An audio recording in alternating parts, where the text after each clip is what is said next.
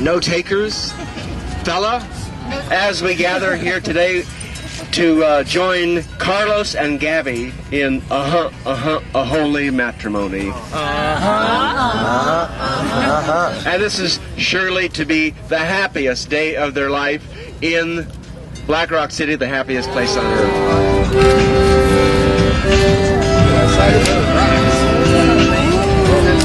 And now, by the power vaguely vested in me, I now pronounce you man and wife. You may kiss the bride. Everyone may kiss.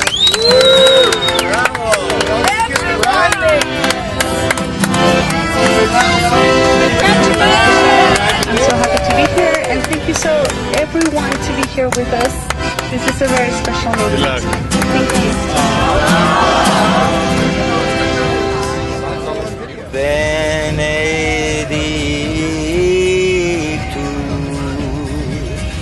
ventris tui, Jesus.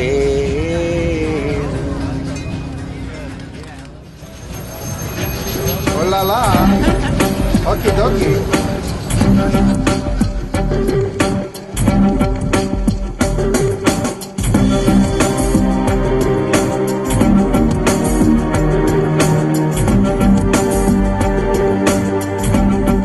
The burning just serves as a beacon to bring people to ask, what's going on? What is this?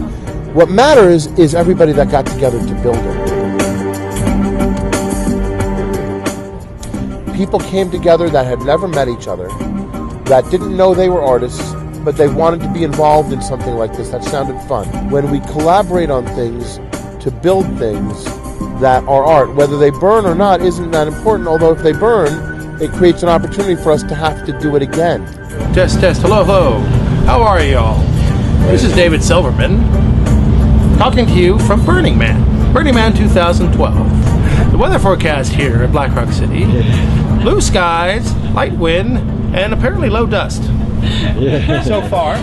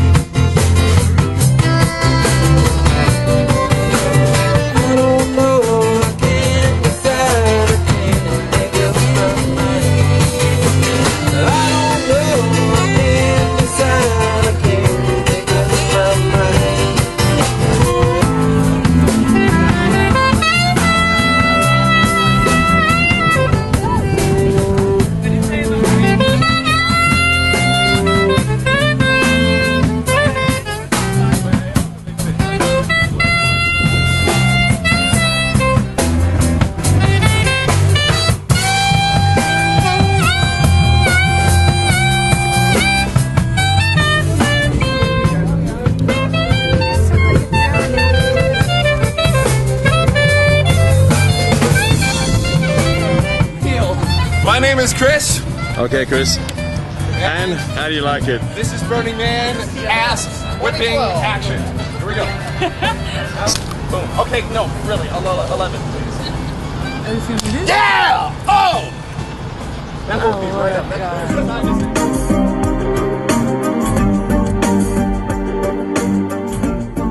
I would say there are principles that underlie this experience that help create the structure upon which we all interact with each other while we're here. Leave no trace. We don't leave garbage anywhere. There are no garbage cans anywhere. Everybody takes their garbage with them. Participation. That you're active in this in some way. You participate in it. Self-reliance. You don't rely on anybody else to do it for you. That you are expressing yourself. And you really not just participate, but you really look to see what is it that you can do that expresses something from inside of you. Communal effort. We work together. Civic responsibility.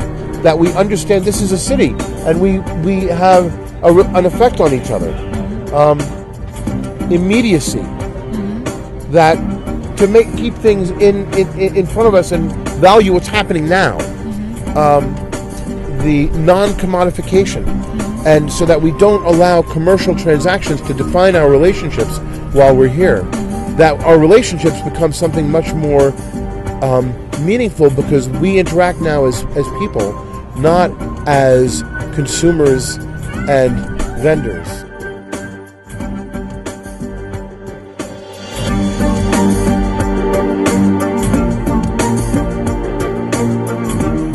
So are you ready? Or is it already on it? We've been filming everybody. Yeah. This is the interview. This is all how it should be. Oh, okay. That was the clap.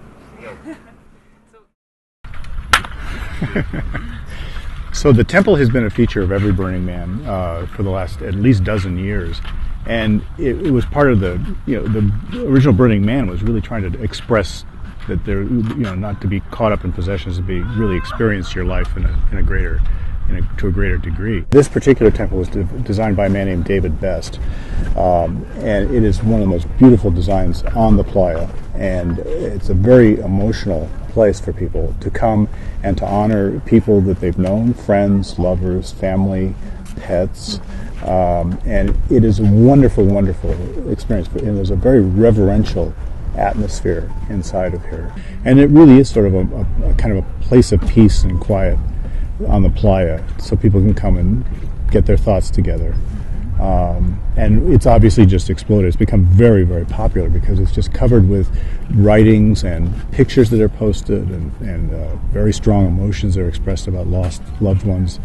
And everybody, I think, comes out of here very moved by the experience. There's just so many stories here. If you were a novelist, you could come in here. All the material you ever need is sitting right in this little area. This is the story in the newspapers of his suicide. A local football hero and a star. It's a man whose life was destroyed in the war, and then who lived it out for several more years until he finally ended it. He couldn't measure up.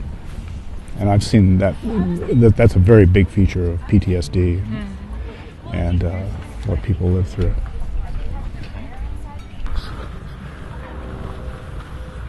Here's the notes over here. Depth of feeling. I can find the star. It goes to the heart.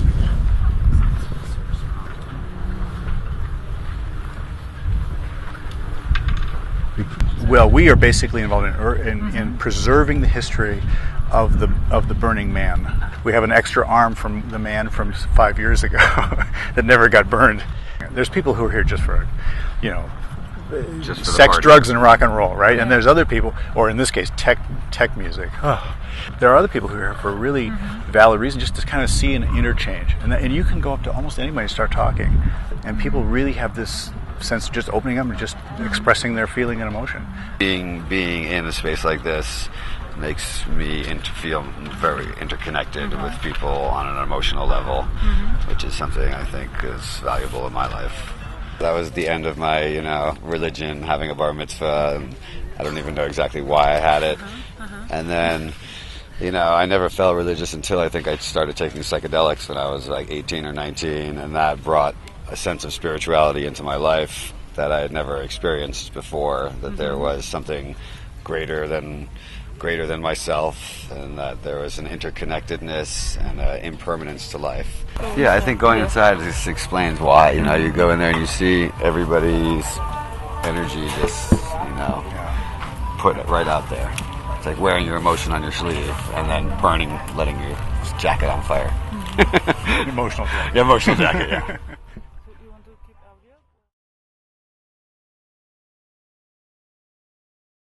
My name is George Post. Out here at Burning Man, I go by my playa name, which is Jorge de la Playa.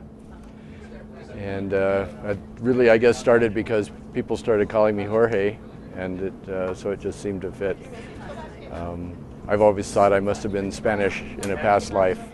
What the temple represents is, a way of ritualizing our sense of loss. The things that people write in the temple, the artifacts that they affix to the walls of lost loved ones. When the temple burns, all that is sent heavenward, and it's good, it's unifying. And I'm choking up just thinking about it. I put a t-shirt of my mom's in the temple. She passed in July, and I obviously have not dealt with it yet as well as I thought.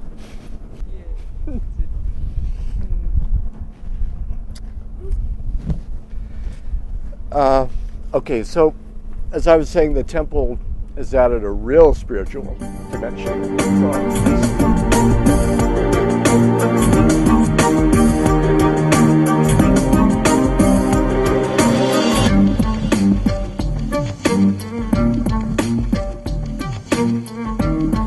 And here at Burning Man, in a collective way, we glimpse what a future America would look like.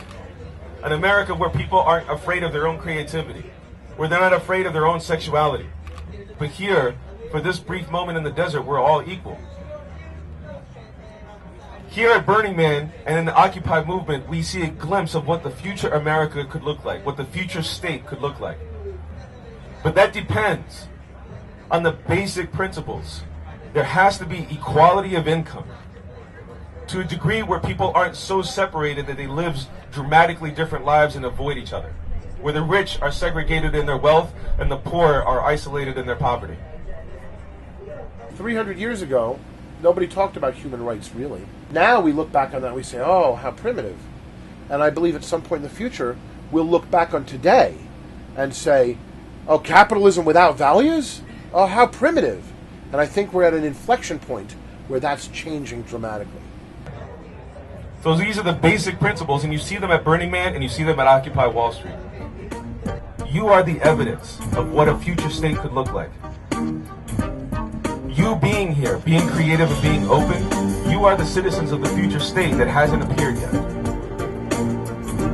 So when you go out, back into the default world, all I'm asking for you to do is, on a personal level, take one secret, one lie, and burn it openly. On a public level, stop watching these bullshit apocalypse films. Stop watching these bullshit apocalypse TV shows, because that's conservative, reactionary ideology in the form of Hollywood. They're telling you that the future is horrible, that we're not going to have enough food, we're not going to have enough energy, we're not going to have enough, we're not going to have enough, we're not going to have enough, and everyone's going to be fighting like dogs. We have enough.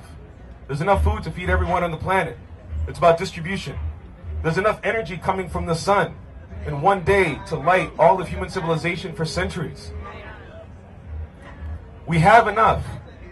It's just the ideology is a castle surrounding our minds and we're trapped inside of its darkness. Bust through the castle, bust through those walls, and realize that you are the evidence of the future state. You are the citizens of this future state. And we already have enough. We don't have to believe in an apocalypse, but we can believe in a utopia. And the utopia is right here. And that means more than voting for Obama. It means more than voting for Obama. All right, thank you.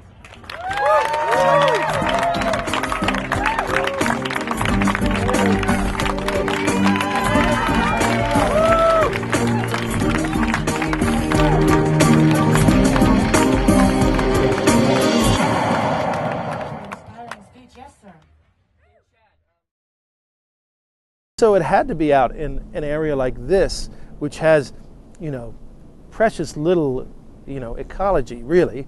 You can do whatever you want. That's why you can blow things up here, because there's not much vegetation around here. In fact, there's none. No wildlife around, except for some dormant shrimp that hide under the reaches of the desert, and so.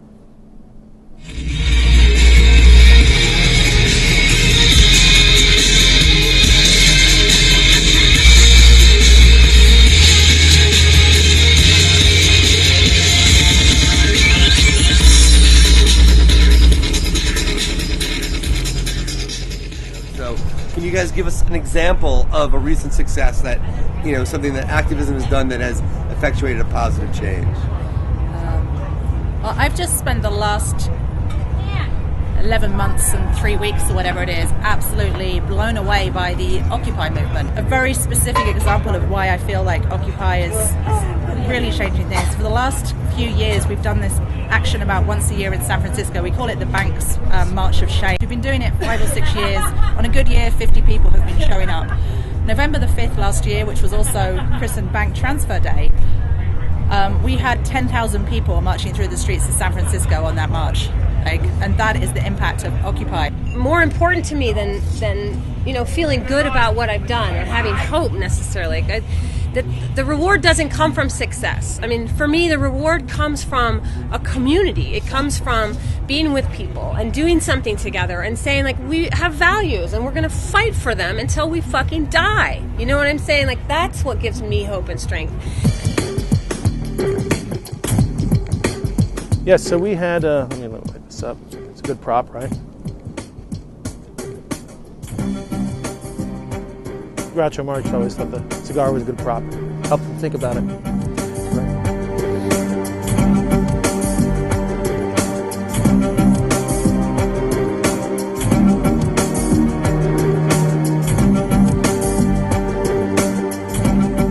There are 50,000 people, and people are used to having their modern technologies, from their cell phones to the lighting, refrigeration, computers, to being able to move around on electrified bicycles or electric vehicles, or their cars, and all of these things can be done with electricity. This was a great venue, and one of the reasons that I like to come here with solar is because we can show how effectively we can actually operate using solar energy. The modules are all tied together in series or strings, and they combine and combine at these combiner boxes. These are 48-volt batteries. The batteries are actually used for forklifts. So the solar energy, the DC power, the direct current, comes down into these batteries. Then out of these batteries, it goes into this trailer. Inside the trailer is a bank of inverters, and that's changing the 48-volt DC into usable sine wave power, the type that you would just plug something into your home. Then it's coming off from different lines out to multiple distribution boxes all over the camp. It's amazing what people will do. We found someone a few years back. We've had a really heavy power draw, and we can see it in here. We're like, what's going on? Where's all the power? And someone had a small air conditioning unit inside a tent. That's a very simple version of how this works. That's a very simple version of how this works.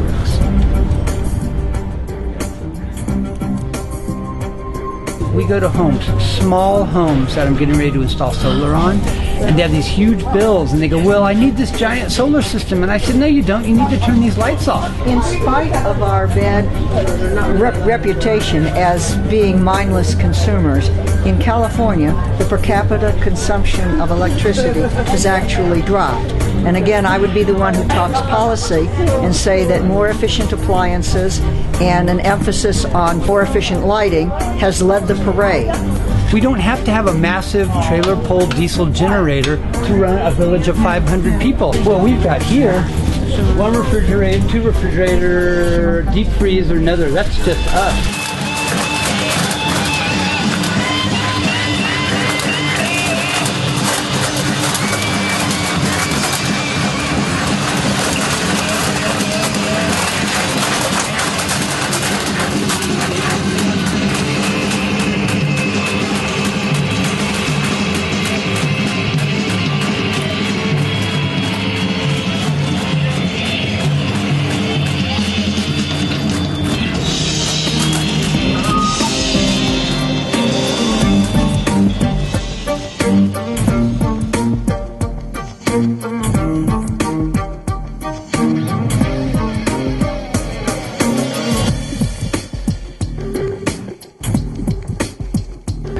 As a baby boomer, I am part of the first generation in human history whose lifespan has been touched by three ages. I was born in the industrial age, I'm matriculated through the information age, and now I'm in the shift age. We're in the global stage of human evolution, the flow to global.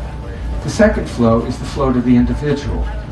And this has occurred, at least in the developed countries of the world, because of the explosion of choice that we have today. We as individuals are more powerful than individuals have ever been before. A few days ago or a week ago, when you had telephone connectivity, and you would call somebody on the phone, and you would say to them, hey, how you doing? Can you hear me okay? What's one of the next questions you might ask somebody, cell phone to cell phone? Anybody? are you? That's why I always ask. I always get the right answer, right? So there's no time, distance, or place any longer limiting human communication. So remember, place started 10,000 years ago with the agricultural age. And now for the very first time, part of the human experience has become placeless. That's a pretty profound concept if you think about it. We are the first people. In the last few years, humanity for the first time has been able to remove place from communication. So we are moving into placelessness. We're in the global stage of human evolution. So I consider myself a global citizen. And when I come to Burning Man, and I'm a virgin, when I come here, I feel that, right? And one of the reasons I feel it is that we're not stuck in our place, we're not stuck in our ego, we're not stuck in our forward momentum. As everyone has come here, you've opened yourself up, you've awakened, you're more conscious. And that's really where we're going. So. Hello? It goes there, and then it might the microphone to be gone under it.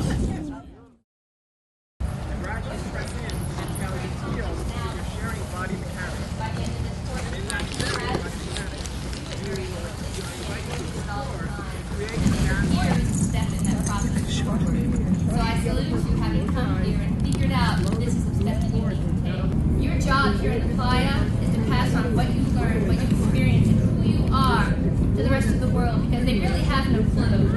You know this. You know when you go out there and say Burning Man and they have no idea what you're talking about. You know that you see in a way of life in the future. You are in the future when you are here. When you go out there, you're meant to pass it on and spread it so that the world looks like this eventually, a place of love and honor and caring and trust. This is how mankind is meant to be. These are the lessons that you're learning as a planet, and that you're here is a step on that path. It's a powerful one. I do honor you for taking this step. Namaste. Cool, huh? Alright, so let me tell you a little bit about channeling.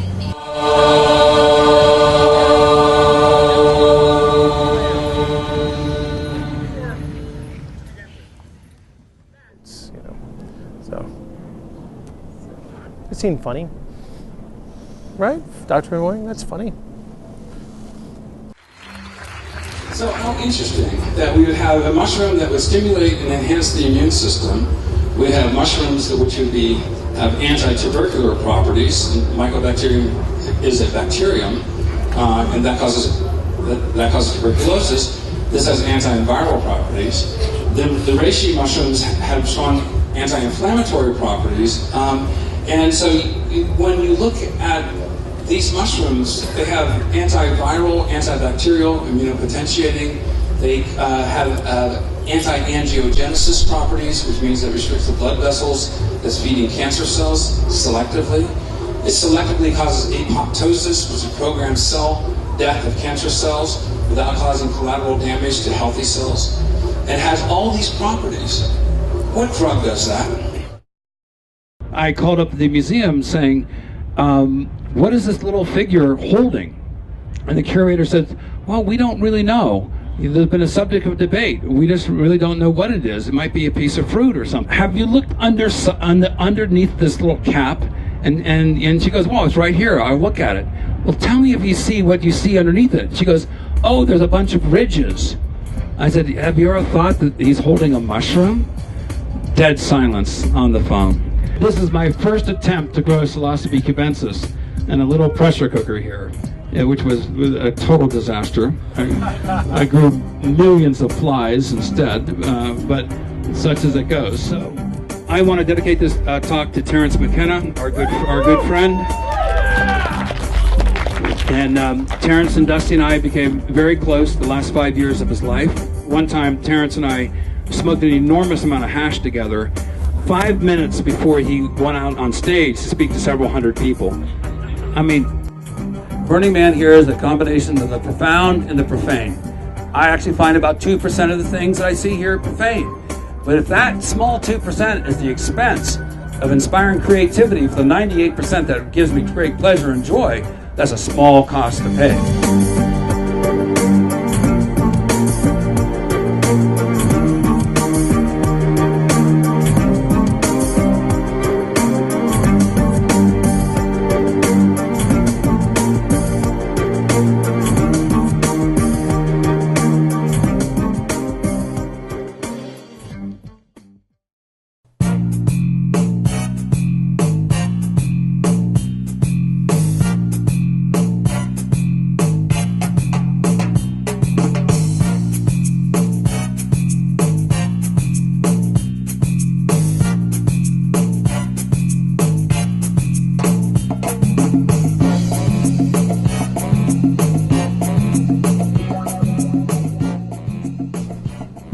Burning Band showed up, just started playing.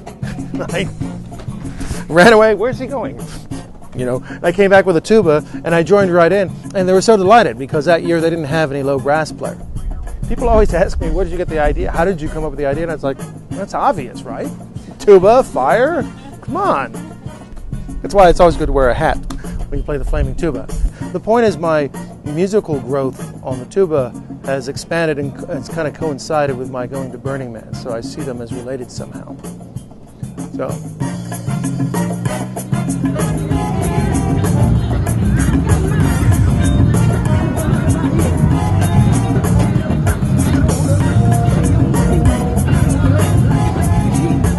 The popularity of this event, the popularity of Figment, really demonstrate the insatiable appetite people have to actually have culture that is meaningful, that is not defined by the commercial default world. I came here just because I wanted to see this. I thought, you know, from the whole hippie era and everything else in San Francisco, this is like the logical extension. But this is going into its own next phase. No one knows where it's going, but that's the journey is the reward. Right? This is my 22nd time to come back year after year after year to experience this madness for myself and to take photographs.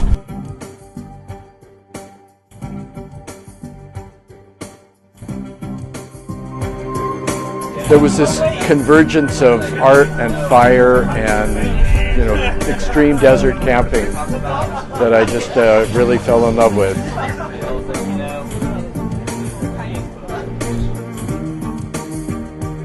So I was intrigued by the canvas, I was intrigued by the art, I was intrigued by the, you know, the whole culture and the sort of the feeling of complete freedom. Burning Man is really a personal thing and you make of it what you want. That's the great thing about this. You never know what it's going to lead to.